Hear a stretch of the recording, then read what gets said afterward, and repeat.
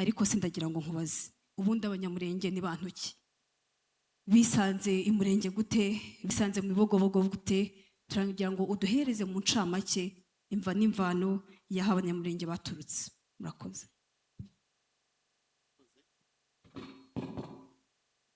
mwakoze umuyobozi w'ikiganiro mbere yo gusubiza icyo kibazo nagira ngo nunge mu ry'abandi banze nihanganishe abantu bacitse ku icumu Gatumba nibyo koko twese turavukana turi umuryango umwe nta munyamurenge n'umwe udafite uwe waguye mu Gatumba ariko hari abari bari mu Gatumba muri iriya joro ariyo mpamvu tugomba kubanza kubihanganisha nkomereza ku kibazo babajije ni ikibazo kinini ariko ndagihina ndakivuga mu magambo make cyane abanyamurenge ni bantu ki abanyamurenge ni abantu baboneka mu bihugu by'akarere k'ibiyaga bigari bakomoka mu bwoko bw'abatutsi muri Kongo muri Kongo ho gukoresha ubwoko ni bisanzwe batutsi bo muri Kongo mu burasirazuba bwa Kongo hari igihe abantu benshi bajya bakunda kuvuga ngo abanyamurenge n'abatutsi bavuye mu Rwanda bigashaka kumvikanisha ko basanze igihugu cyitwa Kongo kiriho kandi Kongo yabaye igihugu abanyamurenge bariho aho baba bakomoka hose abanyamurenge ni bakuru kurusha Kongo nk'igihugu Kongo yabaye igihugu abanyamurenge basogokuruza bamaze imyaka myinshi wowe wabaza wese hano yagusobanurira akakubwira ibisekuruza ukumva ko kugera kuri 4-5 bose bari ku butaka bw'icyaje kuba Kongo kwisanga mu Gatumba bifatanye isano n'amateka yo kuvangurwa kuva abanyamurenge babaho abatutsi bose se muri Kongo turibanda ku banyamurenge kubera ko turimo kuganira kuri Gatumba ntabwo bigeze bemerwa kimwe nuko abatutsi bo mu Rwanda batemerwaga murabiza amateka avuga ko ari abantu baje nyuma ubitekerereje muri context y'u Rwanda usanga itandukaniro hagati y'abaturage ryarareberwaga ku bintu bitatu icyambere ni isura no kuvuga aspect physique cyangwa physical features uko umuntu agaragara izuru indesho uko tugaragara icya kabiri ni umurimo wari ubatunze icyo bakoraga ushatse babyita profession hari abiswe ko bari aborozi abandi bari abahigi abandi bari abahinzi ariko iyo ubirebye neza ushaka kubichallenginga ugize uwitiriwe ubuhinzi ashobora kuba umworozi uwiswe umworozi ashobora kuba n'umuhigi kandi n'ingero twazibona so icya gatatu bareberagaho na inkomoko aho baturutse bamwe byitwa ko bari basanzwe muri aka karere haba muri Kongo haba mu Rwanda tugira bitwa basangwa butaka cyangwa babyiyita bisa n'ibyumvikanisha ko bo babushibutsemo noneho abandi bagahabwa bagashyirwa muri ka kantu ko kwitwa ko ari abimukira abatutsi bavuye mu burasirazuba mu Afrika mu majyaruguru burasirazuba Horn of Africa abahutu bagiye baturuka hirya no hino ariko mu by'ukuri usomye ubushakashatsi usanga mu mateka y'isi mu mateka abantu bamye bagenda bavaho bari basanzwe bigira hirya bashaka imibereho myiza n'ibindi so ndatinze rero amateka y'akarengane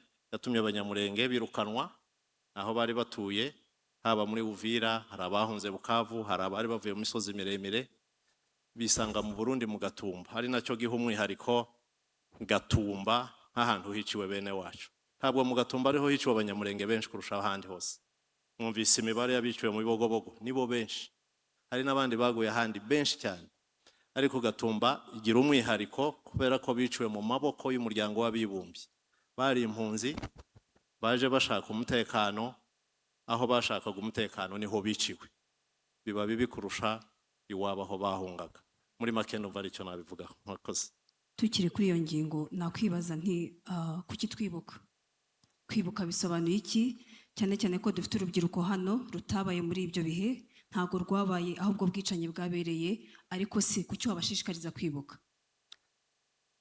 Urakoze. Kwibuka ni inshingano, umuntu wese ufite umutimanama.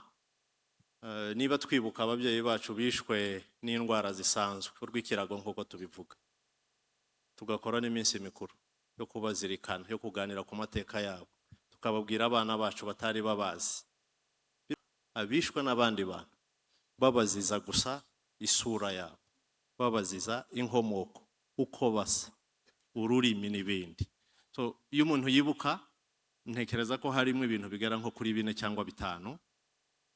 Hari ngira ngo n'umuyobozi wa gahunda wabivuze, ntabwo twibuka kugira ngo duhembere urwango, ahubwo twibuka kugira ngo tugere ku bintu 4 cyangwa 5 bikurikira. Icyambere, kwibuka ni uburyo bwo gusubiza agaciro abakambuwe n'abicanyi. Nta kintu gishimisha nko kumva umwana nk'uyu wacitse ku icumu ahagarara imbere y'abantu bangana n'aba akavuga amazina ya se wishwe. Buriya ntabwo tubikurura neza, ariko ari muri communication n'ababyeyi be, niyo mpamvu ahagera akagira ikiniga. Ntabwo ari ubusa kubaha agaciro abo bantu, ntabwo ari imibare gusa. 166 ni abantu bari bafite amasura, bafite inshingano mu miryango, bari bafitiye urukundo abana babo n'abagore babo, bakemuraga imanza, bari bafite ibyo bakunda n'ibyo banga. Ntabwo ari imibare dutindaho, tuje ku ndangagaciro bari bafite. Twibuka kugira ngo tubasubize agaciro. Icya kabiri, yo twibuka kugira ngo twigishe abakiri bato amateka yabo batazayibagirwa. Ngira ngo igishimishije cya mbere namwe mwabikomojeho nuko abantu benshi bitabiriye ikiganiro ari urubyiruko. Hari abatari bakavutse, hari abavukiye mu zindi context batari babizi. Iyo twibuka rero tuba tubabwira ngo bamenye ayo mateka. Ntabwo tubabwira ngo tubareme mu rwango, murakarire bariya namwe muzakore nk'ibi. Ntabwo ari byo na busa, ahubwo ni ukugira ngo ayo mateka tutazayibagirwa, ejo tukazayagwamo. Kandi iyo umuntu yibuka, icyo ni icya gatatu, ni n'inzira iganisha ku butabera. Niba mwumvise abacitse ku icumu haba mu Bibogobogo cyangwa mu Gatumba, interuro n'ubutabera kubera iki? Kubera ko twabuvukije, twavuze uburenganzira bwacu. Kwibuka ni inzira iganisha ku butabera. Kwibagirwa, kuko kwibagirwa bituma umuntu agwa muri comfort, ariko hari n'ikindi. Kwibuka ni uburyo bwo kugira ngo tuvane amasomo mu mateka ataragenze neza, haba mu miyoborere, haba mu mikorere y'inzego, haba mu myitwarire y'amakominote n'ibindi, kugira ngo amasomo ibitaragenze neza tuyifashishe mu kunoza imiyoborere, dukumire ibishobora kwisubiramo nk'uko twabibonye. Ndatanga urugero nsoze kuri icyo kibazo. Abantu benshi bajya babona uko u Rwanda rubikora, kuvana ubwoko mu ndangamuntu. Ahandi henshi birakorwa, niba ari sinzi ahandi mu bihugu byakora, ariko nkeka ko ariko bimeze no mu bihugu by'abazungu nakingira ngo bo ntibagikoreshe. Ariko muri Afurika biroroshye cyane kumenya abantu. Mu Rwanda rero byari birimo. Umuhutu byabaga byanditsemo, Umututsi byanditsemo, n'Umutwa byanditsemo, kubera ko indangamuntu yakoreshejwe muri jenoside. Kumenya uwagombaga kwicwa, leta y'ubumwe bw'Abanyarwanda yahisemo kubivanamo. N'urugero ntanga, kubivanamo no kugira ngo ejo umuntu atazahabwa amahirwe hagendewe gusa ku bwoko bwe, bamuha akazi atagashoboye, bamuha inshingano atazishoboye, kubera ko asanze mubyara we cyangwa uwo basangiye ubwoko hariya. Abahistoriye ngira ngo nicyo bise outil de fixation muri histoire.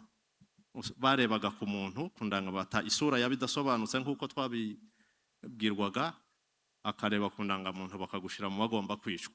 Icyo rero ntiwakerekera mu ndangamuntu mu gihe uri kubaka amahoro, ukumira n'akarengane.